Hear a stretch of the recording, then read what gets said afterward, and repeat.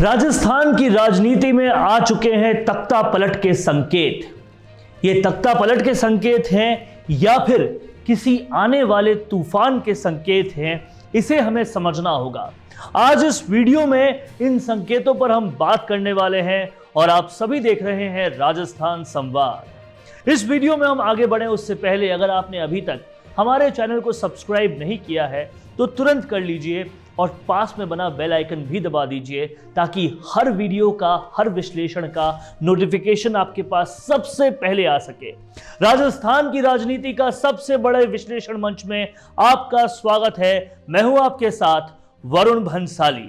जब हम कहते हैं कि राजस्थान की राजनीति में तख्ता पलट या फिर कोई बड़े तूफान के संकेत आ चुके हैं, तो मेरा इशारा बुधवार को हुई विधानसभा की कार्रवाई की तरफ है। यह विधानसभा की कार्रवाई अपने आप में अनूठी थी, अनोखी थी, और क्यों यह अनूठी थी यह हम सबको जानना चाहिए, क्योंकि शायद ये पहली बार किसी विधानसभा की कार्रवाई में हुआ है कि स्पीकर सत्ता पक्ष से नाराज होकर पूरी की पूरी विधानसभा को स्थगित कर देता है।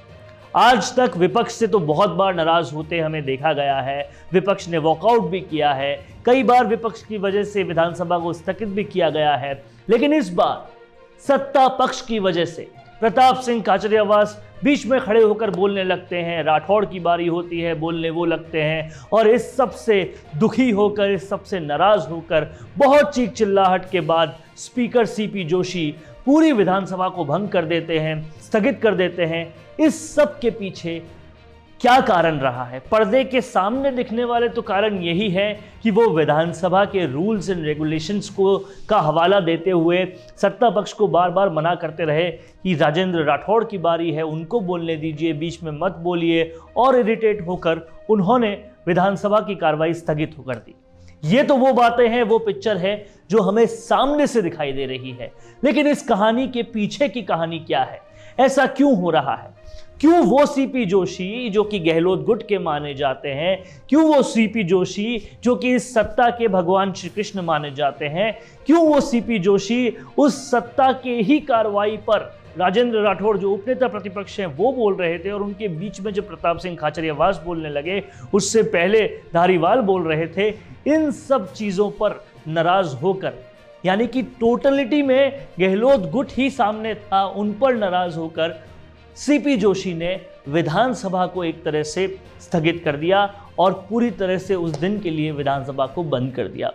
अब समझने वाली बात यह है कि वो सीपी जोशी जो हमेशा गहलोत गुट के हितैषी माने जाते हैं, जो इस सत्ता के भगवान श्री कृष्ण माने जाते हैं, उन्होंने ऐसा क्यों किया?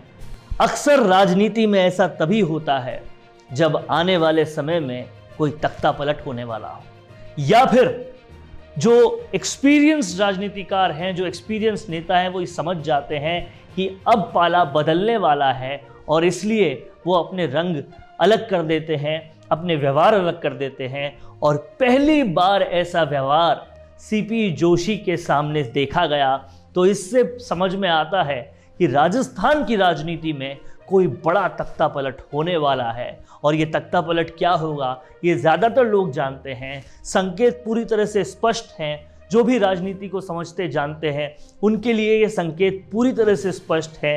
राजनीतिक गलियारों में ज़ोर ज़ोर से यही बातें चल रही है कि आखिर सीपी जोशी जैसा मंझा हुआ नेता, सीपी जोशी जैसा पुराना नेता ऐसा क्यों कर रहा है, उन्होंने ऐसा क्यों किया होगा, और इस हर क्यों का जवाब एक तख्ता पलट के जवाब से ही आता है, या फिर इस राजनीति में किसी बड़े तूफान की तैयारी से आता है।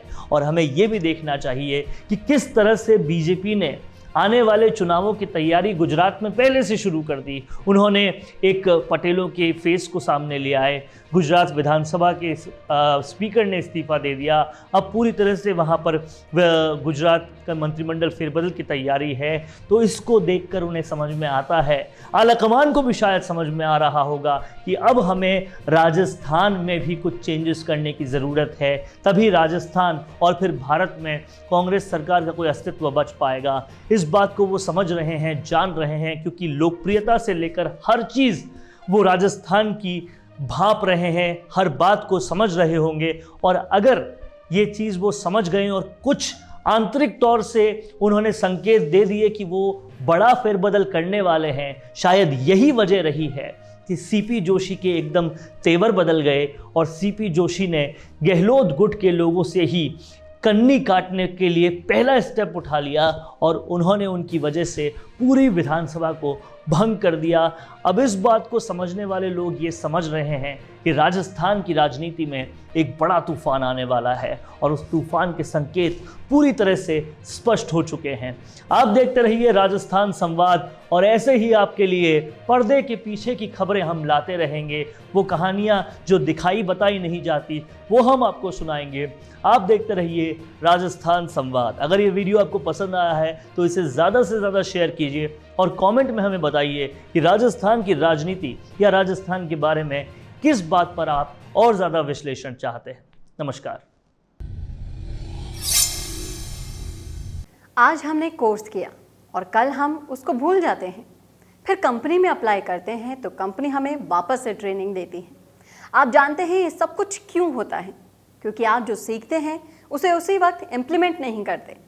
इसी वजह से मिशी media solutions digital video production में लेकर आए हैं on the job training course, जहां पर सीनियर प्रोफेशनल्स के साथ लाइव प्रोजेक्ट में आप डिजिटल मार्केटिंग और डिजिटल वीडियो प्रोडक्शंस को सीखेंगे और आपकी परफॉर्मेंस पर यहीं आपका रिक्रूटमेंट भी हो जाएगा। अब जब सब कुछ ऑनलाइन हो रहा है तो जाहिर सी बात है ऑनलाइन वीडियोस की डिमांड भी लगातार बढ़ रही है और इस इमर्जिंग मार्केट में आपका स्वागत करने के लिए तैयार है मिशी मीडिया सॉल्यूशंस। ज़्यादा जानकारी के लिए कॉल करें 9549770549 या फिर आप हमें मेल भी कर सकते हैं mishimedia solutions@gmail.com।